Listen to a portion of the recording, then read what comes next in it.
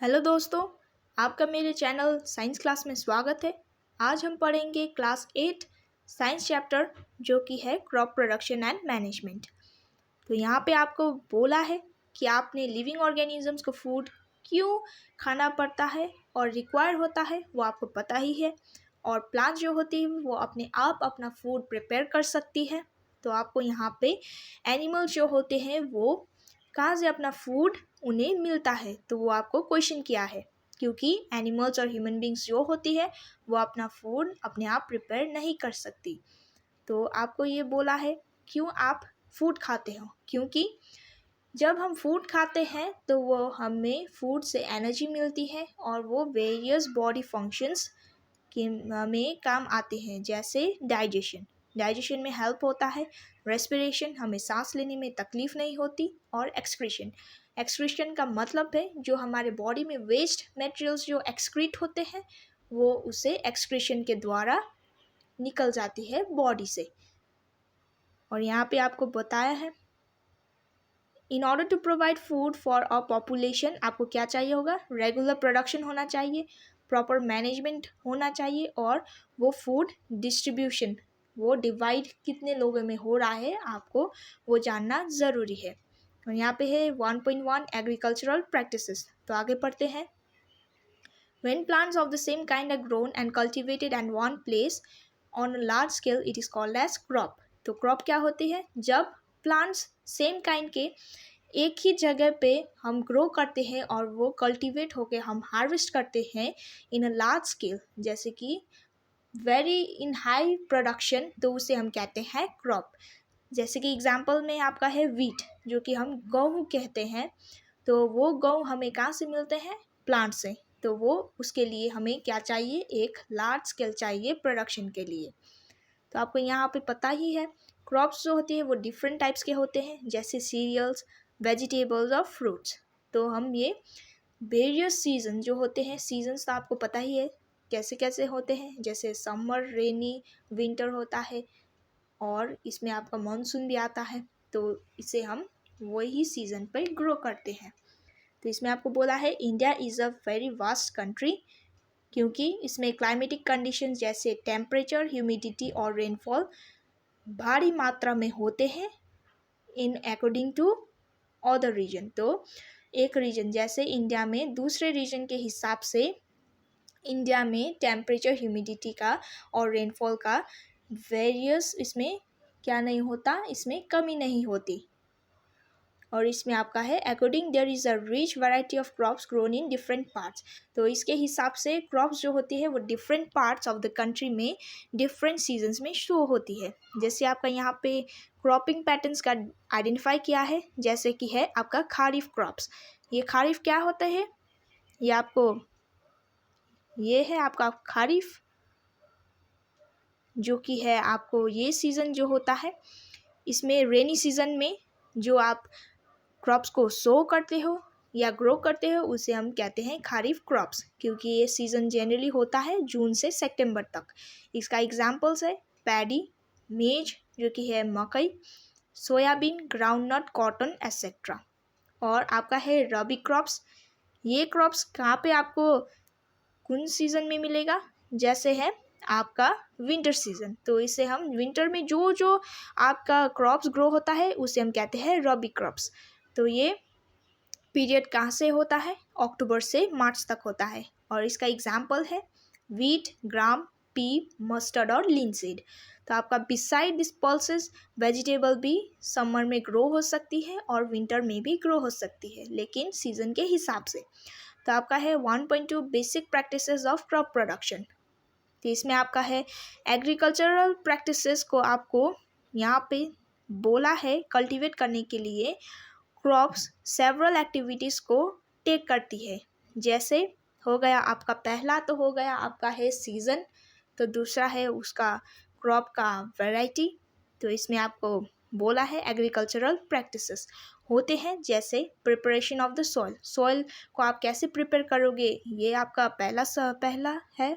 दूसरा है आपका सोइंग, तो आपको वो बोना है बीज को, और एडिंग मैन्यूर एंड फर्टिलाइजर्स आपको यहाँ पे फर्टिलाइज़र और मैन्योर आपको सोइल में मिलाना होगा।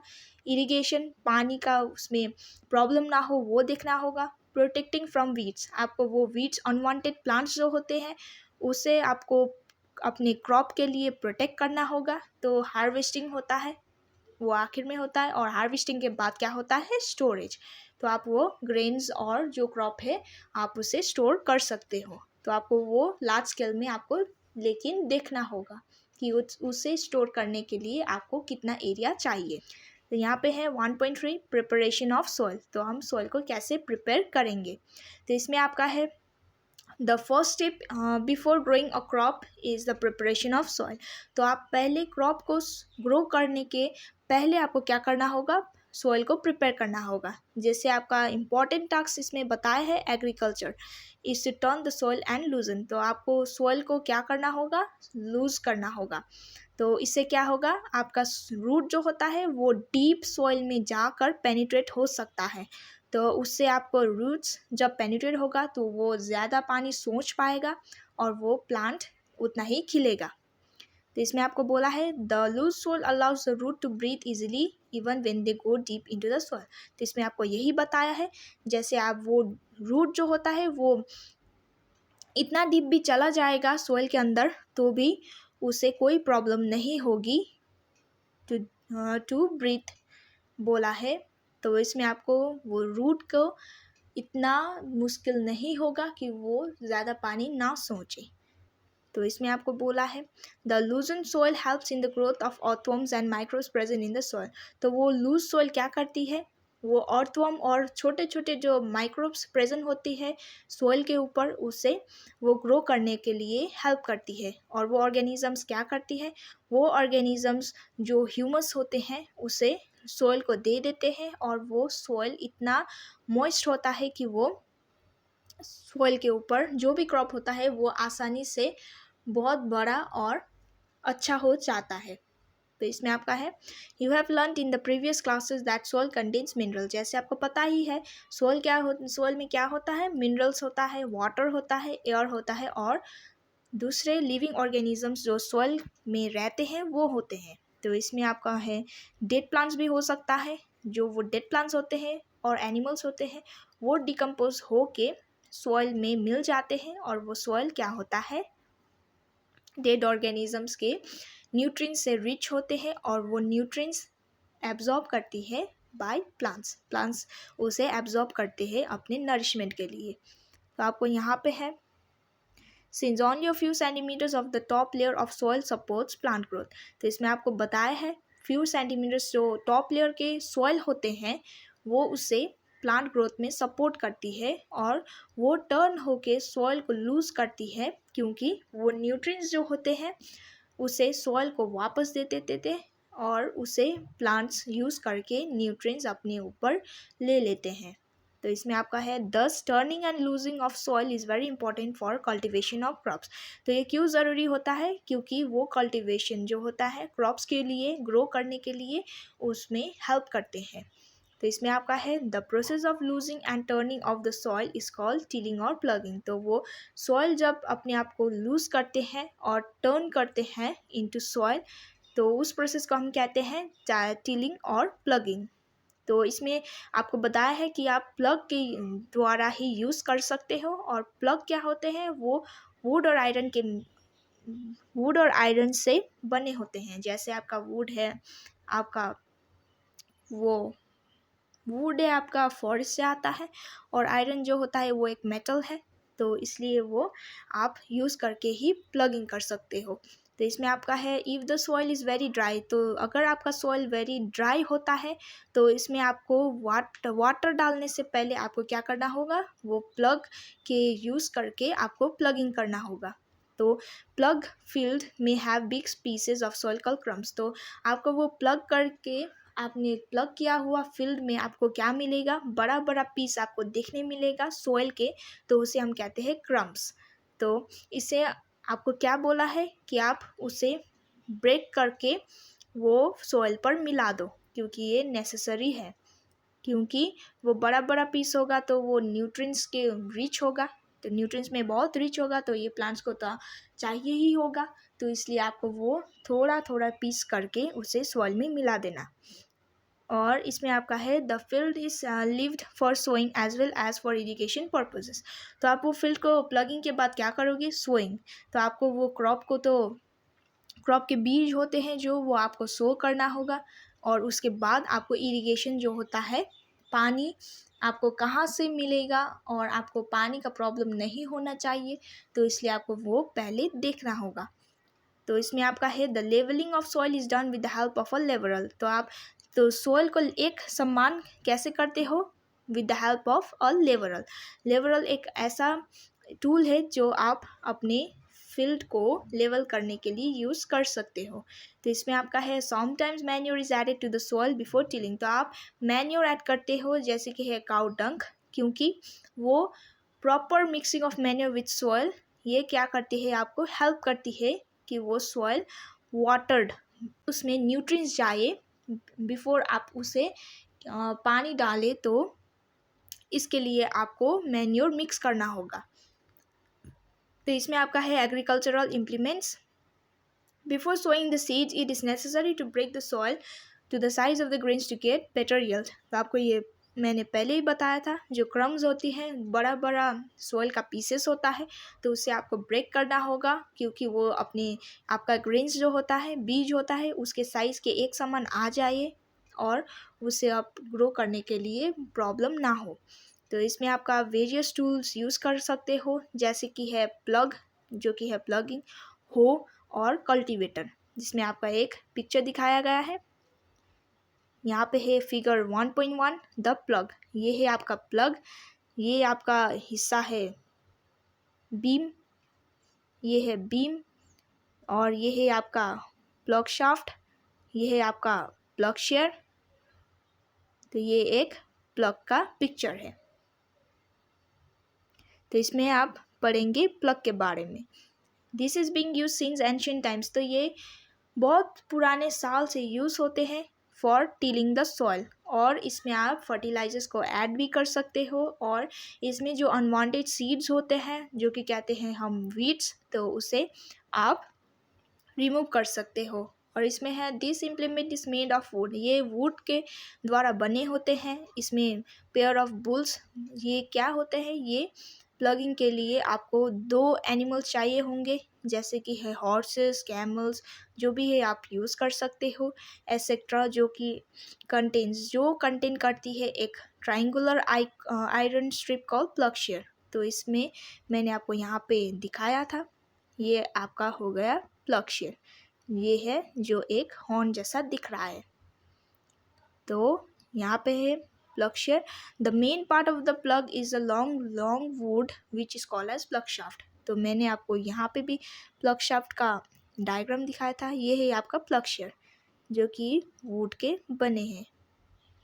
तो आपका दूसरा है there is a handle at one end of the shaft and the other end is attached to a beam, जो कि एक बीम से अटैच हुआ है, और वो बुल्स, जो कि है ये जो बुल होते हैं उसके नेक पर प्लेस कर देते हैं, और 1 pair of bulls and a man can easily operate the plug. तो एक आदमी और 2 बुल्स के हिसाब से ये आप प्लग को यूज़ कर सकते हो। ये 2 आदमी, ये है 2 बुल्स, और ये एक आदमी एक फील्ड को पूरी तरह से प्लग कर सकता है। तो इसमें आपका है द हो। It is a simple tool which is use for removing weeds. तो हो क्या है, वो एक सिंपल तरीका है कि वीड्स को रिमूव करने का, और वो सॉइल को लूज़ करने के लिए हेल्प करे।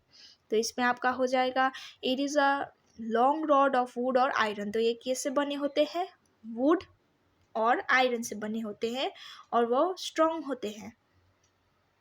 जैसे कि आपका है bent plate of iron is fix to one of its end. तो एक आपका क्या है, आयरन फिक्स्ड होता है उसके एंड में, और वो ब्लेड की तरह काम करते हैं। ये है आपका डायग्राम एक हो का, जिसमें आपका है एक, ये है आपका ग्रिप, ये है आपका हैंडल, ये आपका बेंट प्लेट, और ये है आपका बीम, ये है रॉड से बना हुआ, तो इससे हम कहते हैं रॉड। और ये पूरा आपका डायग्राम हो जाएगा हो का। तो ये एनिमल्स के द्वारा पुल किए जाते हैं। ये आपका है cultivator. Now this ploughing is done by a tractor given cultivator. तो कल्टीवेटर कैसे होते हैं आजकल, तो आपको यहाँ पे एक पिक्चर दिखाया गया है, जैसे कि है आपका ट्रैक्टर। तो इसके द्वारा आपका कल्टीवेटर हो जाता है, और ये क्या करती है, लेबर का खर्च और टाइम भी सेव कर सकती है। और इसमें आपका है 1.4 में सोइंग। तो आप बीज को कैसे बोओगे, तो इसमें आपका है sowing is the most important part of crop production. ये बहुत ज़रूरी है क्रॉप प्रोडक्शन के लिए, क्योंकि आपको सो करने से पहले आपको वो सीड्स आपने कौन से सेलेक्ट किए हैं उसके क्वालिटी देखना पड़ता है। अगर आपके गुड क्वालिटी सीड्स है तो उसे आपको सफ़ा क्लीन रखना होगा, साफ़ रखना होगा, और हेल्दी सीड्स होने चाहिए फॉर गुड वैरायटी। आपको गुड वैरायटी के सीड्स के ऊपर आपको क्लीन भी करना होगा, तो आपको मिलेंगे हेल्दी फ्रूट्स, और आपको जो है आपने बोया है वो आपको हेल्दी सीड्स मिलेंगे। तो आपका यहाँ पे है सेलेक्शन ऑफ सीड्स। तो आप उसे कैसे सेलेक्ट करोगे कि आपका सीड गुड क्वालिटी का है और नहीं। तो आपके यहाँ पे एक एक्टिविटी भी दिया गया है, take a beaker and fill half of water with water, put a handful of wheat seeds and stir well, wait for some time. तो आपको कहा गया है एक बीकर में आप पानी को फिल कीजिए और उसमें आप व्हीट सीड्स को डालकर मिक्स कर दीजिए, और आप थोड़े टाइम को उसको ऑब्जर्व करने के लिए रख दीजिए। और इसमें आपको बोला है क्या वो सीड्स ऊपर पानी के ऊपर फ्लोट कर रहा है, तैर रहा है या नहीं, और इसमें आपका कलर जो है वो कैसा है, और वो सीड्स लाइट है कि हैवी हो गया है पानी की वजह से। तो आपको ये सब यहाँ पे कहा गया है। और जो है वो डैमेज सीड्स होते हैं वो लाइट हो जाती है और वो फ्लोट करने लगती है। और इसमें आपको क्या मिल जाएगा, आपको ये पता चलेगा कि वो सीड गुड क्वालिटी का है और नहीं। तो आपको यहाँ पे बोला है before sowing one of the important task is to know about the tools use for sowing seeds. आपको सो करने से पहले आपको पता होना चाहिए कि वो टूल्स आप जो सो के लिए सोइंग सीड्स के लिए यूज़ कर रहे हो वो कैसा टूल्स है, तो उस पर आपको जानना होगा। तो इसमें आपका है ट्रेडिशनल टूल। एग्जाम्पल में आपका है ट्रेडिशनल टूल, जिसे हम पढ़ेंगे। The tool use traditionally for sowing चीज is shaped like a funnel. तो ये फनल शेप जैसा होता है, जैसे कि आप ये पिक्चर पर देख सकते हो, एक आदमी इस पर बीज डाल रहे हैं, ये है फनल शेप। तो आप ये देख सकते हो कि ये फनल के शेप में है। तो यहाँ पे आपको बोला है एक फनल के शेप जैसा होता है, और वो सीड्स क्या करती है, उस फनल पे डाल देते हैं ताकि वो सीड आपके सॉइल में पूरी तरह से सॉइल में आ जाए। तो ये है आपका ट्रेडिशनल मेथड ऑफ सोइंग। तो दूसरा देखते हैं, ये है सीड ड्रिल। तो आप ये सीड ड्रिल करके भी आप अपना सीड सो कर सकते हो। जैसे seed drill, nowadays the seed drill figure आपको दिखाया है 1.2 में, is use for sowing with the help of tractor. तो ये क्या है, ट्रैक्टर के द्वारा आपको सीड्स को सो करना होगा। और ये टूल आपका प्रॉपर डिस्टेंस और डेप्थ जो कि है आपका डीप इनसाइड, जो डीप आपके सॉइल में जा सकती है, वो सीड्स को आपको डाल सकती है।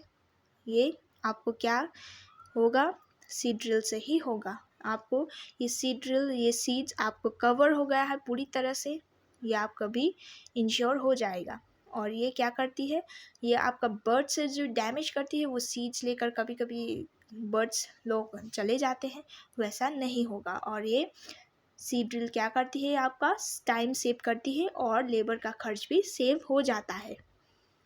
इसमें आपका है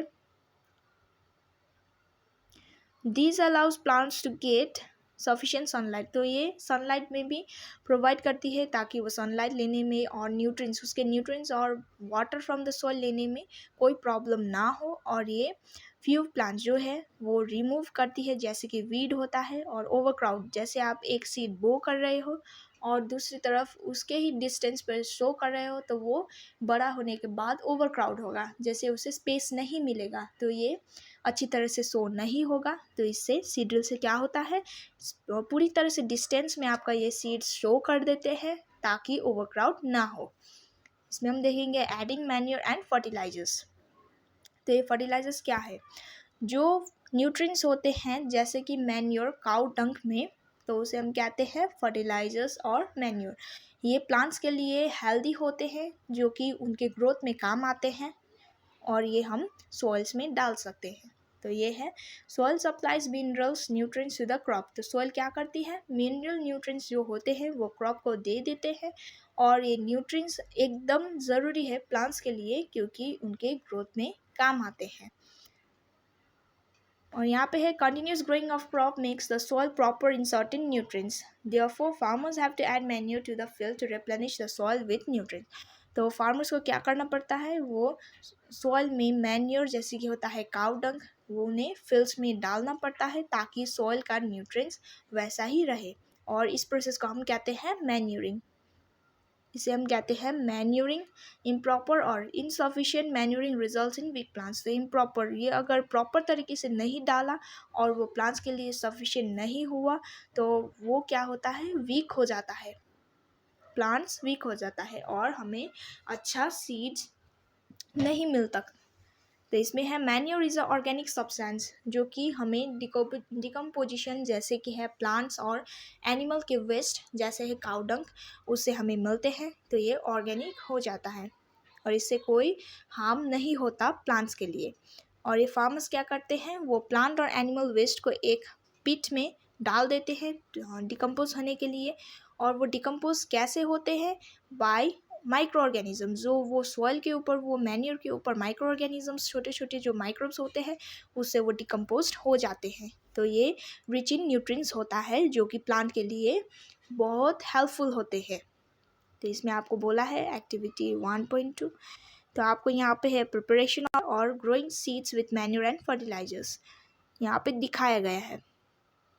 जैसे कि आप ग्राम सीड्स को जर्मिनेट करना चाहते हो तो आप एक ग्लास ले लो और उसमें ABC मार्क करके रख लो और उसमें आप एक में आप ग्लास A में आप थोड़ा सा सॉइल में काउ डंग मिक्स कर दो।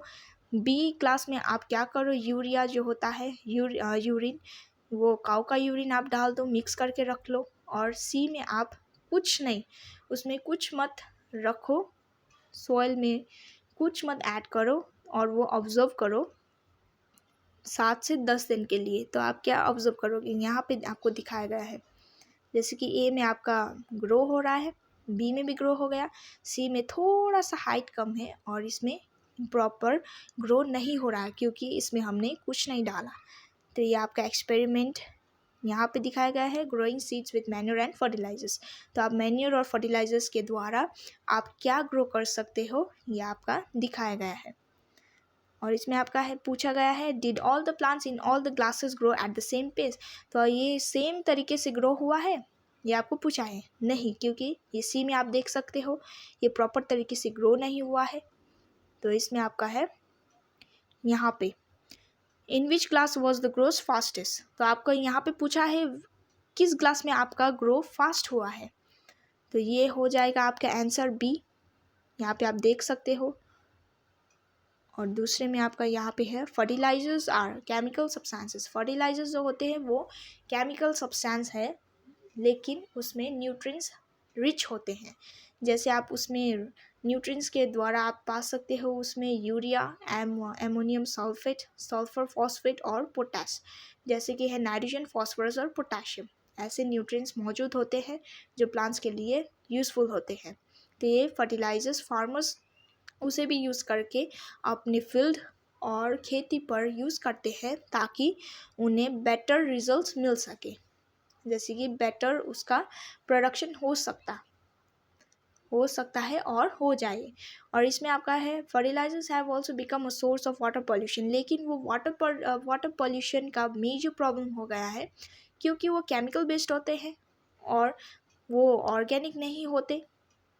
तो इसमें आपका है the use of manure improve soil texture. इसमें आपका बोला है आप मैन्योर यूज़ करोगे तो सॉइल का आपका टेक्सचर अच्छा हो जाएगा और वाटर उसमें जो स्टोरेज होता है वो भी अच्छा हो जाएगा और ये सॉइल के लिए बहुत ज़रूरी है क्योंकि उसमें बहुत सारे न्यूट्रिएंट्स प्रेजेंट होते हैं।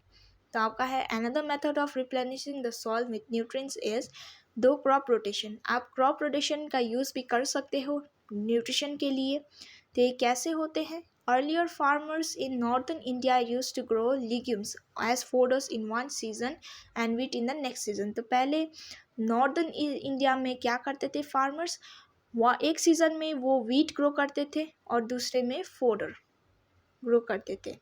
तो इसमें आपका सोइल का नाइट्रोजन से रिच हो जाता था, तो इसमें आपको सोइल रिच इन नाइट्रोजन मिलता था और फार्मर्स को ये प्रैक्टिस अडॉप्ट करने के लिए उन्हें करेज मिलती थी, जैसे उन्हें प्रेरणा मिलती थी। तो इसमें है आपका in the previous classes you have learned about rhizobium bacteria. तो आपने राइजोबियम बैक्टीरिया तो पढ़ा ही है। इसमें क्या होते हैं, वो एटमॉस्फेयर के नाइट्रोजन को वो एब्जॉर्ब करके यूजेबल फॉर्म में ला सकता है और वो प्लांट्स के लिए यूज़फुल हो सकते हैं। तो इसमें आपका है टेबल 1.1 जिसमें आपका डिफरेंसेस दिखाया गया है फर्टिलाइजर्स एंड मैन्योर। जैसे कि एग्जांपल है आपका fertilizer is an inorganic salt. तो ये क्या है? इनऑर्गेनिक सॉल्ट है। वैसे मैन्योर में it is a natural substance जो कि हमें काउ डंग से मिल सकता है, ह्यूमन वेस्ट से भी मिल सकता है और वो प्लांट जो डिकम्पोज हो गए हैं उससे भी हमें मिल सकते हैं। तो ये हो गया आपका ऑर्गेनिक सॉल्ट और सब्सटेंस। और ये है आपका second point, fertiliser is prepared in factories. Fertiliser factories में प्रिपेयर होती है, मैन्योर लेकिन फील्ड में ही प्रिपेयर हो जाते हैं। और fertilizer does not provide any humus to the soil. Fertilizer कोई भी नरिशमेंट अच्छे से सॉइल को प्रोवाइड नहीं कर सकता, लेकिन मैन्योर क्या होता है, वो बहुत रिच होता है न्यूट्रिएंट्स में और वो सॉइल को ह्यूमस भी प्रेजेंट कर सकता है। और इसमें आपका है table 1.1 gives the differences between a fertilizer and manure. तो आपका एडवांटेज ऑफ मैन्योर पढ़ते हैं, क्योंकि ऑर्गेनिक मैन्योर होता है तो इसमें एडवांटेजेस भी बहुत सारे होते हैं। जैसे it enhances the water holding capacity of the soil. तो ये वाटर जो होते हैं वो सॉइल ज़्यादा ले पाए उसका इंश्योर करती हैं और वो सॉइल को पोरस कर देते हैं, क्योंकि exchange of gases becomes easy. इसीलिए कि वो एक्सचेंज जो राइजोबियम होते हैं वो नाइट्रोजन प्रोवाइड करती है, तो इसमें उसको प्रॉब्लम नहीं हो, तो इसलिए वो ईजी कर देते हैं। तो इसमें है it increases the number of friendly microbes. तो ये माइक्रोब्स फ्रेंडली भी होते हैं जो कि नरिशमेंट प्रोवाइड करती है प्लांट के लिए और improve the texture of soil, और ये सॉइल का टेक्सचर भी इम्प्रूव कर देती है। तो इसमें है 1.6 irrigation. All living beings need water to live. आपको पता ही है लिविंग बींग्स को वाटर कितना ज़रूरी है, और वाटर क्यों ज़रूरी है, क्योंकि ग्रोथ और डेवलपमेंट में ज़रूरी होता है, और ये प्लांट में भी ज़रूरी होता है क्योंकि उसके फ्लावर्स खिलते हैं, उसे फ्लावर्स के बाद हमें मिलते हैं उसके फ्रूट्स और seeds.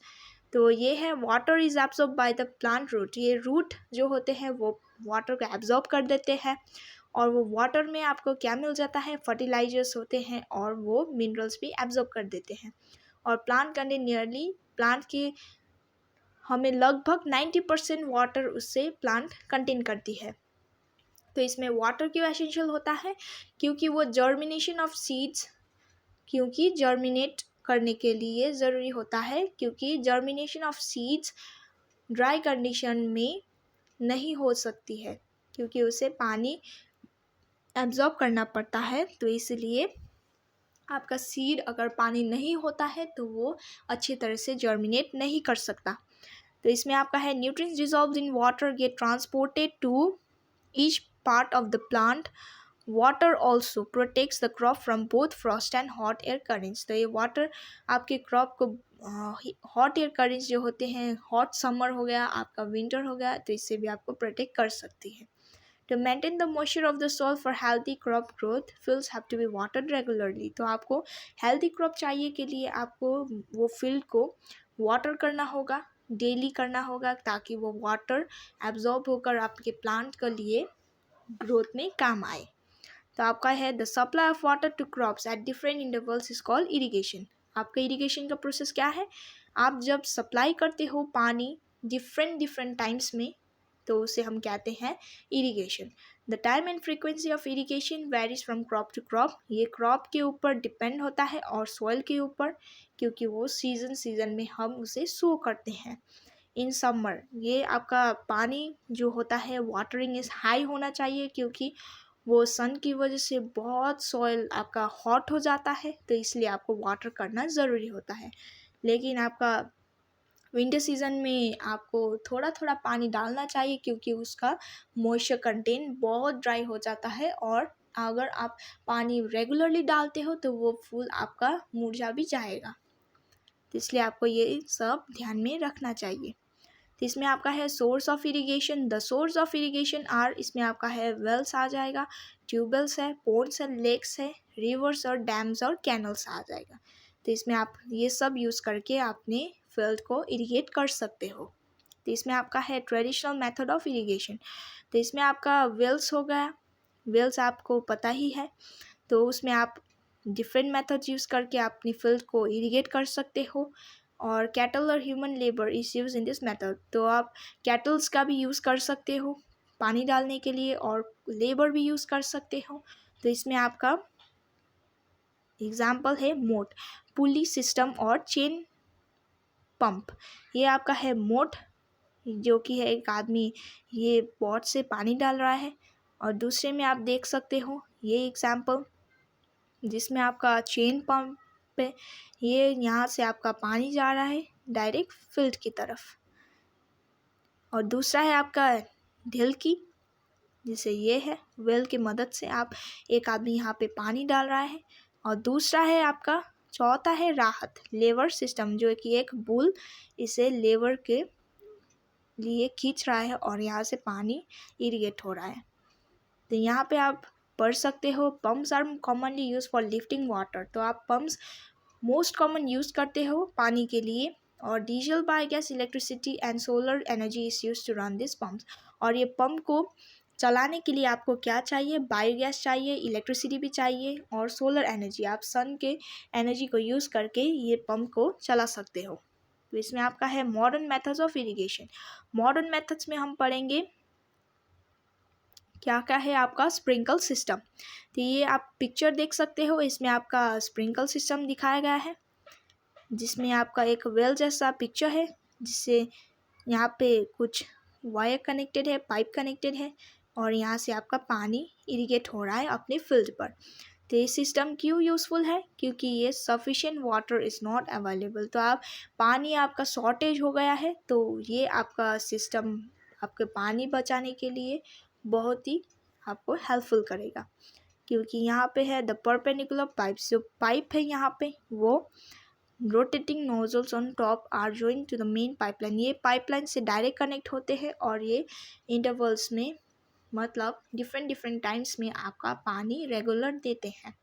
When water is allowed to flow through the main pipe under pressure with the help of a pump, it escapes from the rotating nozzles। तो ये rotating nozzles से क्या होते हैं, ये है आपका rotating nozzles। तो इससे पास होकर ये अपने फील्ड पर जाती है, पानी पास होता है। और ये स्प्रिंकल क्यों यूज़फुल है, फॉर सैंडी सॉइल। ये आपका सॉइल जो है वो सैंडी है, तो आपका ये स्प्रिंकल सिस्टम आपके सॉइल के लिए काम आएगा।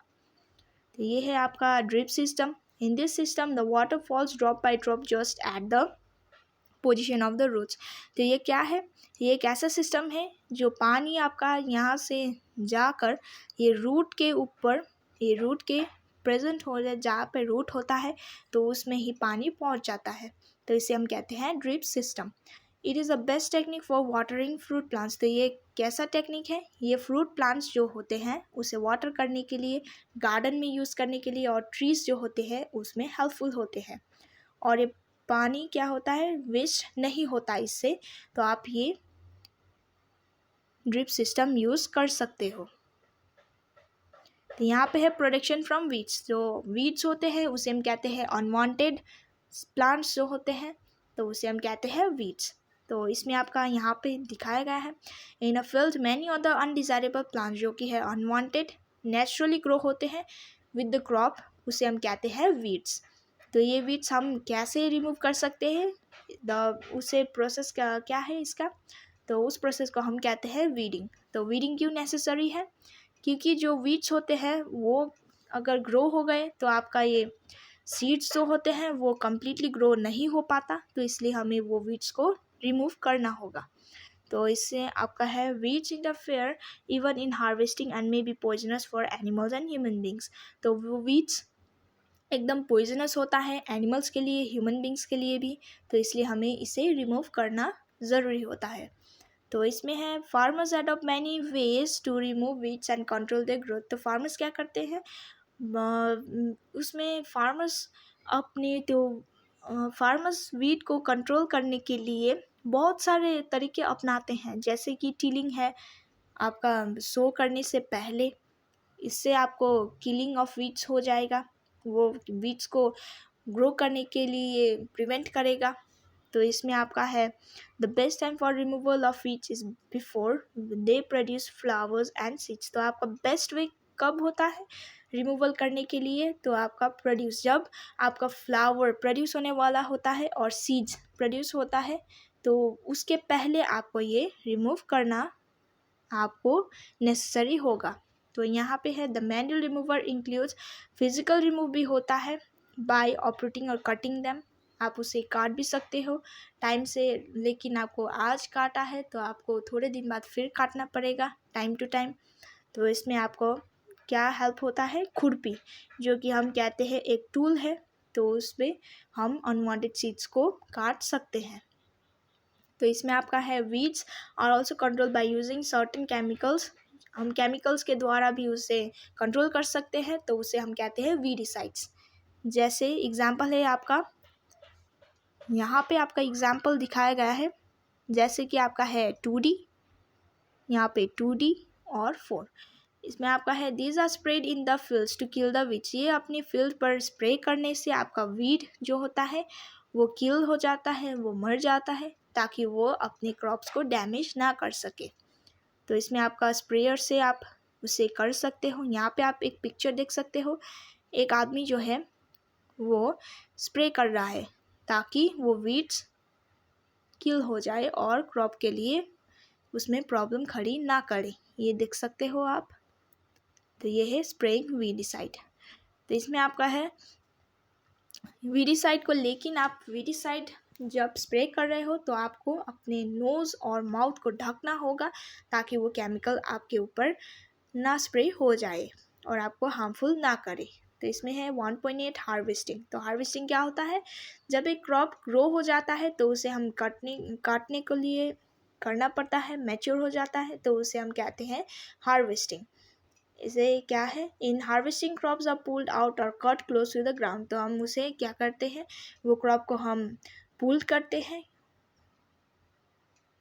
और कट करते हैं, तो इसमें हमारा हार्वेस्ट हो जाता है। तो इसमें हमें हार्वेस्ट करने के लिए लेकिन 3 से 4 मंथ उस क्रॉप को मैच्योर होने के लिए हमें वेट करना पड़ता है। तो हार्वेस्टिंग किधर किधर हो सकता है, वो हम सिकल के रूप में भी कर सकते हैं और मशीन के रूप में हम यूज़ कर सकते हैं, जिसे हम कहते हैं हार्वेस्टर। और ये हार्वेस्टेड ग्रेन हमें कहाँ पे मिल जाते हैं, तो वो हार्वेस्ट किया हुआ क्रॉप आपको सीड्स के ग्रेन और सीड्स आपको सेपरेट करने होते हैं, तो उस प्रोसेस को हम कहते हैं थ्रेशिंग। तो इसमें आपका है this is carried out with the help of machine. ये हम मशीन के द्वारा भी कर सकते हैं, जिसे हम कहते हैं कॉम्बाइन। ये है आपका कॉम्बाइन मशीन, जिसके द्वारा आपका ये सीड्स हार्वेस्ट हो रहा है, तो इसके आपका टाइम बच जाएगा। तो ये है आपका farmers with small holdings of land do the separation of grains and chaff by winnowing. तो आप विनोइंग मशीन यहाँ पे देख सकते हो पिक्चर में। ये है एक विनोइंग मशीन जो कि ग्रेन और सीड को सेपरेट करने में हेल्प करती है। तो इसमें है आपका स्टोरेज। 1.9 में है storage of produce is an important task. ये आपका इम्पॉर्टेंट टास्क हो जाता है, क्योंकि आप जितने भी क्रॉप आपके हार्वेस्ट हो गए हो उसे आप स्टोर करने के लिए लार्ज स्केल प्रोडक्शन भी चाहिए आपको। और यहाँ पे आपको बताया है कि वो आप अपने सीड्स को मॉइस्चर, इंसेक्ट्स, रैट्स और माइक्रो ऑर्गेनिज्म से प्रोटेक्ट करना पड़ता है, क्योंकि वो अगर डैमेज कर देते थे तो आपका टाइम वो है जो आपने सो किया है, प्रोडक्शन में किया है, वो सब वेस्ट हो जाएगा और आपको बहुत प्रॉब्लम हो जाएगा। तो इसमें आपको बोला है कि आप मॉइस्चर उसमें ज़्यादा ना हो वो भी याद करें। और इसमें आपका फ्रेशली हार्वेस्ट हो गया है नहीं, विदाउट ड्राई करने से पहले, तो आपको ये भी सोचना होगा। और ये अटैक माइक्रो ऑर्गेनिज्म से अटैक हुए या नहीं, उन्हें हार्मफुल किया है या नहीं, वो भी आपको उसमें देखना होगा। और वो जर्मिनेट होने से पहले आपको कैपेसिटी कितना है कि वो जर्मिनेट कितना कर सकते हैं, वो भी आपको यहाँ पे सोचना होगा। तो यहाँ पे है हैंड्स बिफोर स्टोरिंग दैम, आपको स्टोर करने से पहले वो सन के द्वारा आपको ड्राई करना होगा ताकि वो मॉइस्चर उसमें रिड्यूस हो जाए और वो इंसेक्ट्स पेस्ट बैक्टीरिया के अटैक से बच जाए और वो लंबे समय तक अपने स्टोरेज और आपने जो स्टोरेज रूम में वहाँ पे रखा होगा तो वहाँ तक सालों साल चले। तो इसमें है फार्मर स्टोर। फार्मर्स ये कहाँ पे स्टोर करती हैं? इन जूट बैग्स और मेटालिक बिन्स। ये है आपका ग्रेनरीज जो कि स्टोर रूम जैसा दिख रहा है, ये आपका ग्रेन्स स्टोर किया है फार्मर्स ने। ये है आपका फैक्ट्रीज में जो ग्रेन्स है, यहाँ पे आप देख सकते हो कितने कितने स्टोर हुए हैं। तो ये आप ऐसे स्टोर कर सकते हो। तो इसमें आपका है जितने आप लार्ज स्केल में स्टोरेज को ग्रेन को स्टोरेज करते हो तो उसे हम क्या भी कहते हैं? सिलोस और granaries to protect them from pest. जैसे कि हम रैट इंसेक्ट्स जो होती है उन्हें हार्म ना करें, इससे हम प्रोटेक्ट कर सकते हैं। कैसे? सिलोस और ग्रेनरीज से। तो इसमें है dried neems leaves are use for storing food at home. तो हम नीम के पत्तों को हम फूड ग्रेन्स जो कि हार्म ना करे तो उसे हम घर में यूज़ कर सकते हैं। और हमें लार्ज क्वांटिटी ऑफ ग्रेन को स्टोर करने के लिए क्या चाहिए होगा? बिग गोडाउन चाहिए होगा, एक रूम, और उसमें केमिकल ट्रीटमेंट होना चाहिए ताकि वो माइक्रो ऑर्गेनिजम्स के प्रिवेंट से बचे। और यहाँ पे है 1.10 फूड फ्रॉम एनिमल्स। तो हमें एनिमल से फूड कहाँ से मिलते हैं? यहाँ पे है आपका activity 1.3 make the following table in your notebook and complete it. तो आपको यहाँ पे बोला है एक टेबल बनाए अपने नोटबुक पर और इसे कंप्लीट कीजिए। जैसे कि आपका है फूड में आपका मिल्क है, सोर्स है आपका काउ बफेलो और गोट शी कैमल। तो यहाँ पे आपको फूड के नाम लिखने हैं और सोर्सेज आपको कहाँ से मिलते हैं ये आपको लिखना है। और आपको यहाँ पे बोला है after completing this table you must have seen that like plant और एनिमल जो होती है वो डिफरेंट काइंड ऑफ फूड हमें प्रोवाइड करती है। और ये हमें प्रीवियस क्लास में भी हमने चैप्टर में पढ़ा है, जैसे कि हमें प्लांट से बहुत सारे फूड वैरायटी होते हैं जो हमें मिलते हैं। तो हम ये कहाँ से, अब ये क्वेश्चन आता है कि हम जो क्रॉप प्रोडक्शन हमें लार्ज नंबर में हमें हार्वेस्ट हुआ है, हमने उसे स्टोर किया है, तो वो हम कहाँ पे रखेंगे? तो यहाँ पे आपका टर्म है एनिमल हस्बेंड्री। तो ये क्या है? एनिमल्स रेयर एट होम और इन फार्म्स। जो हम एनिमल्स अपने घर पे और अपने फार्म पे हम उसे प्रॉपर फूड और शेल्टर के द्वारा हम केयर करते हैं और उसे रखते हैं ऑन अ लार्ज स्केल, तो उसे हम कहते हैं एनिमल हस्बेंड्री। एनिमल हस्बेंड्री उसे हम कहते हैं जो हम शेल्टर और प्रॉपर फूड से उनका केयर करते हैं और उन्हें प्रोवाइड करती है इन अ लार्ज स्केल। जो कि हम अपने फील्ड पर काउस पालते हैं, जैसे कि बुफेलोस पालती है एसेट्रा, तो उसे हम कहते हैं एनिमल हस्बेंड्री।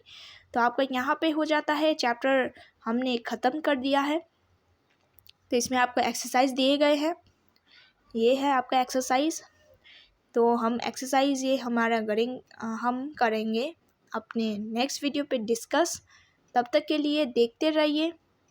उम्मीद है कि आपको ये चैप्टर समझ में आया होगा। तब तक के लिए लाइक कीजिए, सब्सक्राइब कीजिए, अपने दोस्तों को शेयर कीजिए और मिलते हैं हमारे नेक्स्ट वीडियो पे।